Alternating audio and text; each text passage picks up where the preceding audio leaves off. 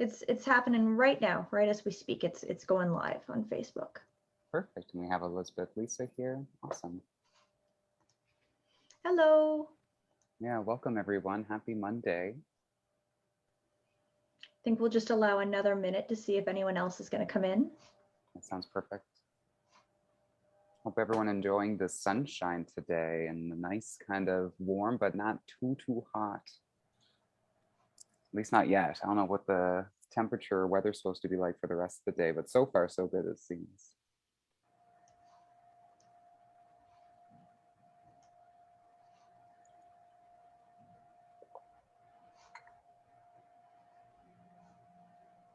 All right, let's kick it off then. Ready when you are. All right, so thank you for being here today, wherever you are, if you're in the webinar directly, or if you're watching on Facebook, or even if you're watching on YouTube after the fact. Welcome to another Mindful Mondays. This is going to be our last one for a little while at least, so we really hope that you enjoy. And please do note that Taking Care takes place on some Saturdays every month, so there's still an art and mental wellness component to our programming. At least a couple times a month, and we hope to see you there. So I am going to continue by reading the land acknowledgement today. This is something else that we should be mindful of that goes along with our Mindful Mondays. And just like I hope we take all of the positivity from today's session with us throughout the rest of the day, the rest of the week, as long as we can use it, I hope that we also take the meaning of this land acknowledgement with us and that we continue to be mindful of this as well.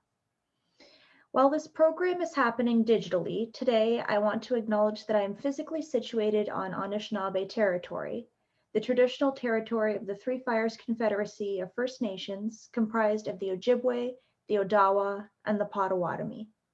Today, the Anishinaabe of the Three Fires Confederacy are represented by Walpole Island First Nation. We want to state our respect of the historical and ongoing authority of Walpole Island First Nation over its territory. Thank you for listening. All right, so this is our nice little breathing bubble here, and if you've been to our other Mindful Mondays, you will recognize this. So you can choose to breathe in and out as it expands and contracts, and just focus on that. And I'm also going to lead you in a guided meditation here as we focus on this. So this is a gratitude meditation script.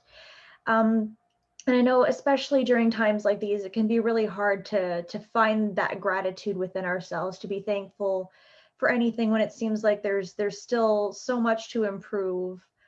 Not just in our personal lives, but in the world. It always seems like something could be better. And it's true. Things could always be better, but they could also always be worse. So there's a lot to still be really thankful for and to appreciate in our lives. So to begin this meditation, I'm going to ask that you get settled in a comfortable position that'll allow you to feel relaxed and alert. So you can sit on the floor or you can sit on a chair, and just be sure to sit in a way that you're straight, your posture is nice and straight and upright. Try to eliminate any other disruptions or distractions during this meditation so that you can focus on it more readily. And when you're settled, just take a deep cleansing breath, and you can do that with the breath bubble there if you want. As you exhale, soften your eyes. And close your eyes if you feel comfortable, or you can simply just turn your gaze downward. Let's begin by simply just bringing awareness to the breath as it is without trying to change it. Can you notice if your inhale is longer than your exhale, or vice versa? Try counting the length of each in-breath and out-breath. And just notice the rhythm with a sense of curiosity. No judgment, just curiosity.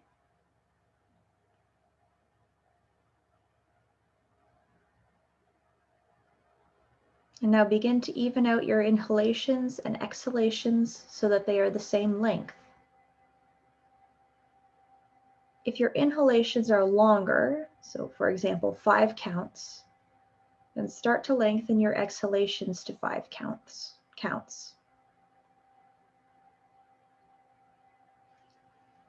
Spend a few rounds of breathing, lengthening the shorter half of the breath to balance the longer half.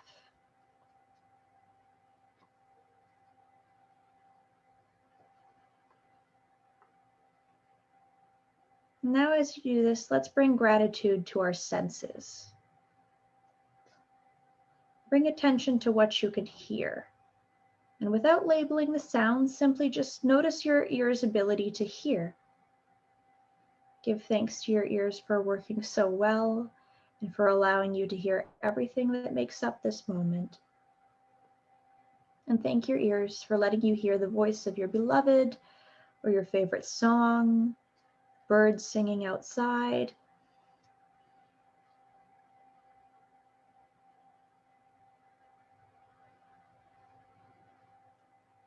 Now bring your gratitude toward your sense of smell and offer appreciation to your nose for your olfactory system, for letting you smell fresh baked cookies or your baby's newly washed hair or the scent of a campfire. That's a popular one these days, summertime. And without your nose, you couldn't smell your favorite meals or even taste them. As you know, when you plug your nose or you're trying to taste something, the taste kind of goes away. You couldn't breathe in the ocean air without your sense of smell in your nose. So give thanks to your ability to smell.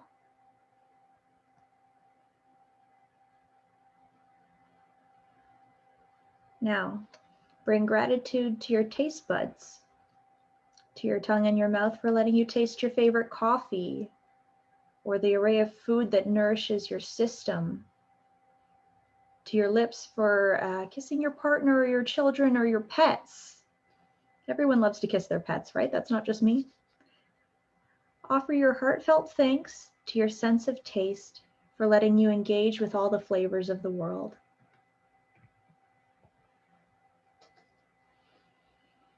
Now notice what you feel with your skin, the temperature of the air on the parts of you that are exposed, the texture of the clothing that is keeping you warm, the delightful sensations on your fingertips that let you feel the electricity in your heart when holding hands with someone you love.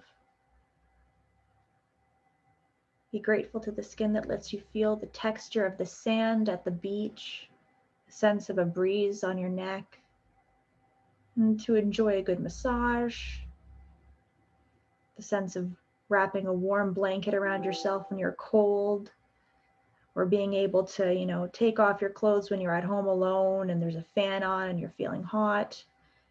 Thanks to the skin for helping you feel your life. And now to your eyes.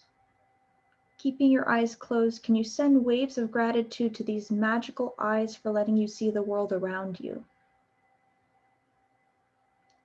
For making it possible to make eye contact with your friends, or to see the smiling face of your child, the community that you've chosen to surround yourself with, to your eyes that let you see art, such as art from the Art Gallery of Windsor, for instance, the eyes that let you see nature and beauty in all its forms.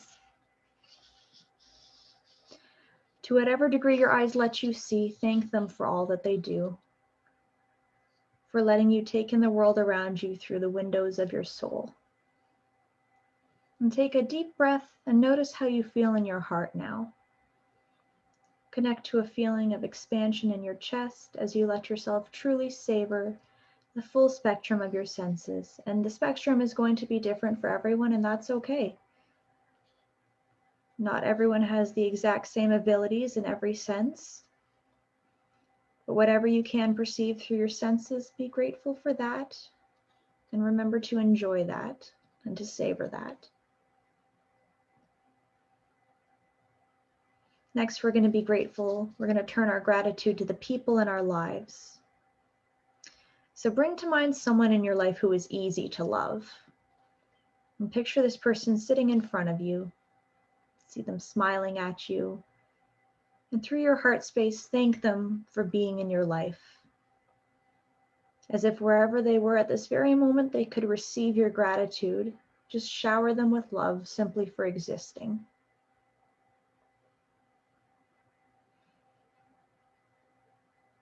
And now pick another person.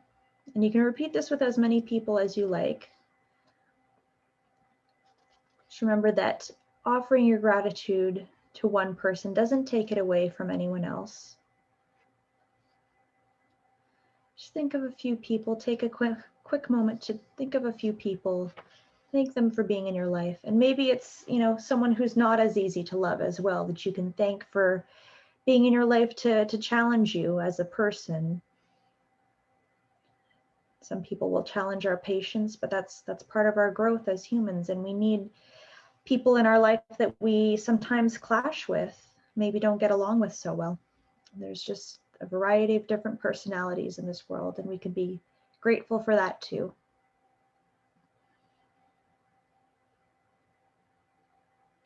Recall a teacher in your life, and that doesn't have to be someone from your schooling, just someone who has taught you something, someone who has shown you the way, either formally or informally, and thank them for taking you on this journey through life and allowing you to learn something new, something that was really valuable to you.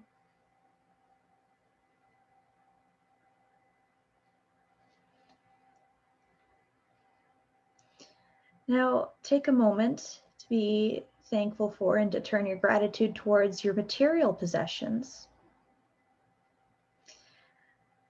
Think about the material things that have the most meaning for you, either because they have some sort of sentimental value, they were given to you by someone who means a lot to you. Maybe there's some special memory attached with the object. These things hold your memories and they hold special meaning for you, and just be grateful for those things.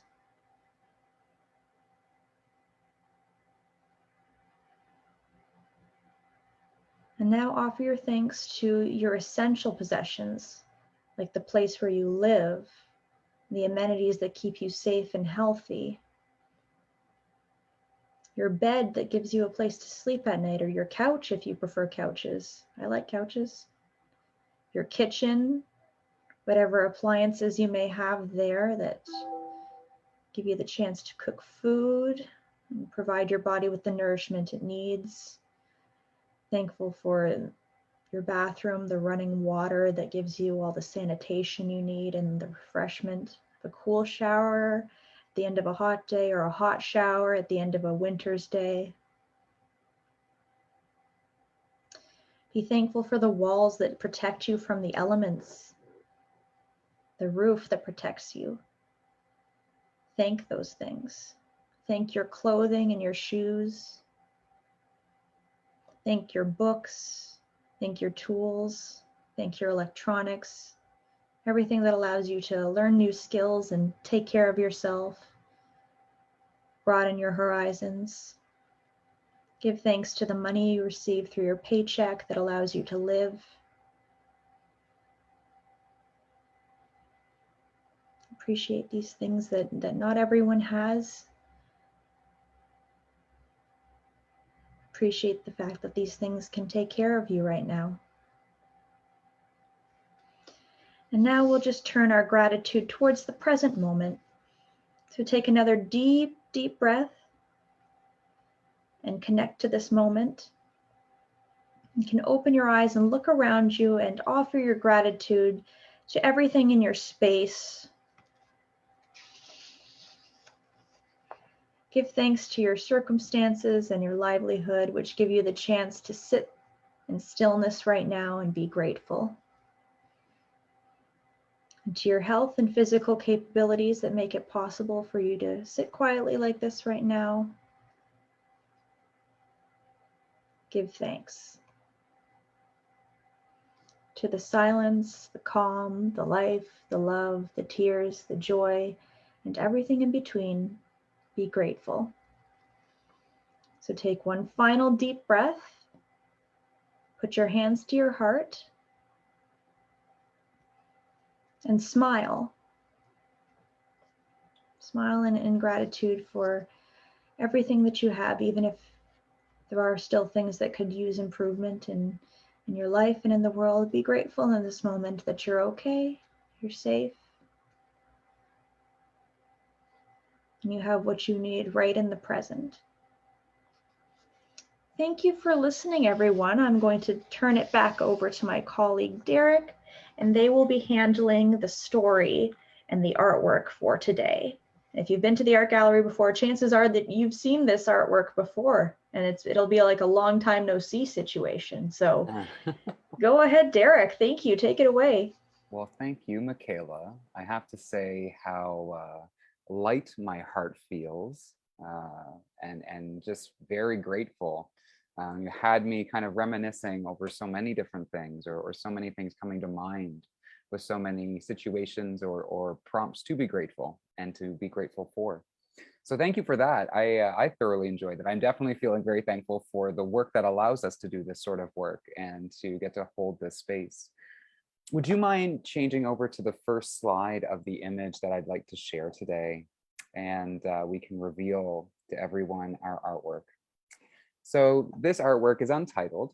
It was a panel that was created specifically for the Cleary Auditorium, and it's by the artist Kenneth Saltmarche. And this artwork was done over the course of a full year, 1959 to 1960, and entered into the Art Gallery of Windsor's permanent collection in 1993. I have some storytelling I'd like to kind of bring into the viewing of this work. I'd like to give us first a moment, though, with that brief bit of information to allow our brilliant magical eyes to explore this artwork, to take notice of the elements that are represented here, sort of kind of taking inventory, taking stock of all that we see that catches our attention. And, you know, at this point, I want to welcome our thoughts to perhaps wander, you know, with wonder of what's going on. What's that? Ooh, I think I understand something here. Oh, I'm not so sure what this is.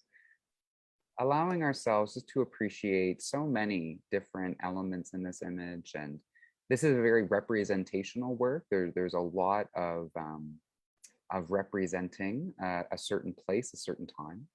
Perhaps you have your own idea of what that may be. So I'll give another moment. I'll be quiet for just a moment and allow us just to look, take stock.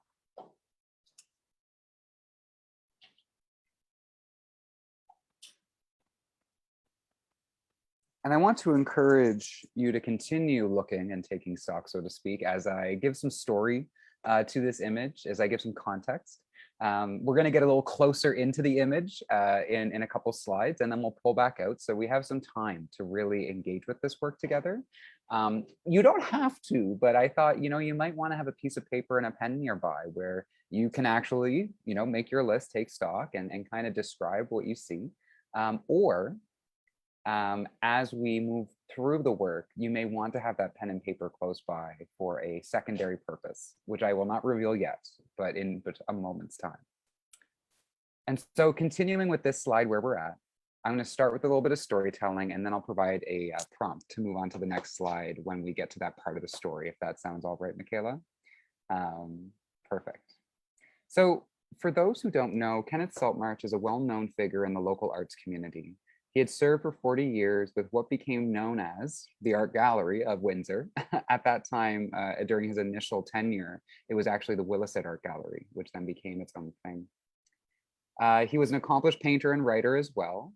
Originally born in Wales in the United Kingdom in 1920, he immigrated with his family as a child to Windsor. He attended Walkerville Collegiate before going to the Ontario College of Art, studying fine arts there.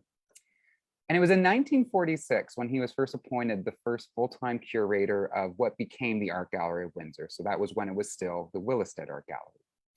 He also wrote weekly columns in the Windsor Star about music and art. In the year 1960, he became the first director of the newly established Art Gallery of Windsor. And it was then that it was created to be an independent institution for the benefit of all members of the community. And the Art Gallery of Windsor did grow quite substantially under his direction. And really, it's the historic foundation of the work that Michaela and I are doing today. And so tipping our hat in his direction and acknowledging, his contributions. And one that I thought was quite interesting was that in 1985, some time ago, he was appointed to the Order of Canada and acknowledged for the substantial work he had done, establishing the Art Gallery of Windsor as a leading art gallery, both in Canada and internationally, in the way that it was meeting its goals as an art institution. Would you go to the next slide? And I'd like to share now some words from actually a former director at the Art Gallery of Windsor, so Dr. Catherine Maston, who wrote about this work and who shared some really brilliant information I wanted to bring to you today. And in her research about Kenneth Saltmarche and his work, she found some of his writing in the Windsor Star. And this is from 1948. And it's a bit of writing where Kenneth Saltmarche declares that this beautiful region, Windsor-Essex, is eminently paintable. And these are what his words that he said. So Kenneth Saltmarche wrote, "In and around all of us, whoever we are or wherever we may be, there is beauty of some kind that's just waiting to be searched out. Who has seen the early morning mists or the breaking ice, the whitecaps on the Detroit River, and not been thrilled? Or the Ambassador Bridge silhouetted against the evening sky, Hiram Walker's elevators gleaming in the sun, or the sand piles of Fords with the snow fences tracing patterns on them, and have not seen beauty. Here is a beauty of a real and immediate nature that is waiting for any one of us with enough creative imagination to capture it. Windsor and Essex County artists have much to be thankful for. Most of all, a beautiful river on their doorstep that has never yet been really painted." And so much time has passed, so I don't know how well those words stand up about the river having yet to be adequately painted. Certainly, there's been many paintings during my brief time at the Art Gallery of Windsor, and as brief as my visits have been due to lockdowns, I've seen many, many paintings of the river. However, I do agree, this is a beautiful region. We live in a beautiful place, and life is generally very beautiful. As Michaela said, there's much that complicates or makes problematic the ability, the capacity to enjoy the beauty, to be so grateful for it. However, when we do carve out that time like we are today, you may find yourself, as I did, just kind of overwhelmed by, wow, I have a lot to be grateful for. Wow, there's a lot to appreciate. There's a lot of beauty in my small life and in the place that I live. And so a bit about this work. We'll stay here and then we'll move on to the last, Michaela. We'll hold off for 1 second. But about a decade after he wrote those words, Kenneth Saltmarche actually had his own opportunity to paint this river, to paint this region. With this, the 1959-1960 Cleary panel that was made for the Cleary International Center. It was commissioned of him. It was meant for one of their large stairwells.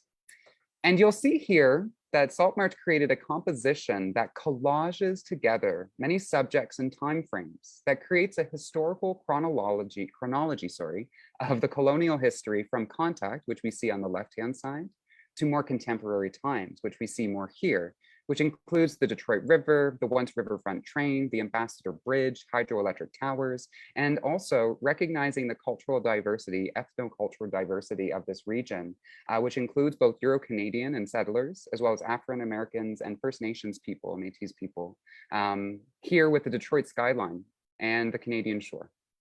This was one of the largest paintings that Saltmarche had worked on during his career as an artist, and it's certainly a very significant contribution to the legacy of this region through imagery representing it.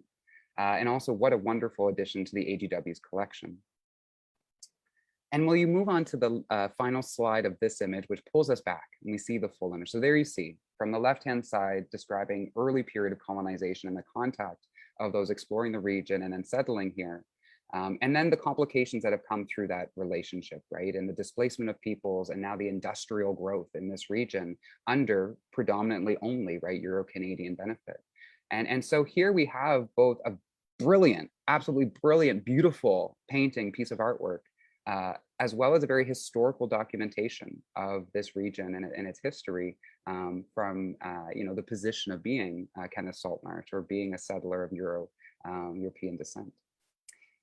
And I wanted to take a moment. I see we're coming into the last minute, so this will be our little exercise to speak as we kind of come to our closing. But I recommended having just your paper and pen nearby, or your mark making tool, because I think this work really prompts us to think about, our own relationship both to this region and to ourselves. This work is really symbolic. There's a great representation of self, or rather of sort of a people's, right, or a place. And perhaps we might find ourselves dwelling, or I'd like to, I guess, encourage us to dwell on this for at least a moment. And you can decide how long you want to carry on this exercise throughout your day and your weeks. But just to think about ourselves, right? And our own heritage, and where we're from, where our family's from, how we got where we are today, and our relationship to this place, and who else has relationships to this place, and the way that we may represent that. We may not be so chronological as Saltmarche has done here. Perhaps we will. That's really up to you. But I thought it was interesting to get to, one, just take a look at this beautiful art piece and kind of have a bit of a primer, right, on some history when we think about this area through this artwork, but also think of our own personal histories. For myself, I've moved here from another place within my lifetime. And so I'm a transplant setting some new roots here. And so learning about this history is so important. And I have my own particular relationship. Really, each of us does. And so, as hopefully we're still carrying such a grateful heart from our initial meditation, perhaps we can carve out a bit more time just for ourselves, and take some time to really reflect on what represents us, right? Although our lives are but a process, right, of breath and experiences and all this sensory information that we try to make sense out of with language and culture, there's also, the more personal kind of aspect of ourselves. And there's so many memories, experiences, objects, people, places, senses, moments, right, that help define who we are beyond just a process, right? As a person who's getting to experience all of these processes, however conscious or unconscious, right, with how much information we can keep aware of in each moment. But let's take one last moment just to enjoy this artwork, with all that being said, floating in our minds, and appreciate, all the imagery that we see. All these different stylizing of experiences, of historic moments, of objects, right, that were a part of our societal makeup, and how this sort of defines us today, right? What has changed and what is the same? What have we remembered and commemorated, and what have we perhaps forgotten or hidden away?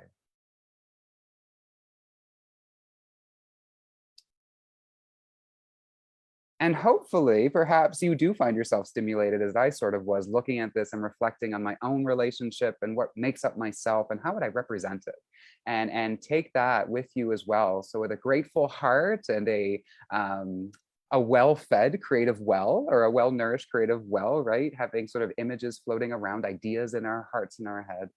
We might carry on this week, right? Bright-eyed, bushy-tailed, full of gratitude, and share that with others, right?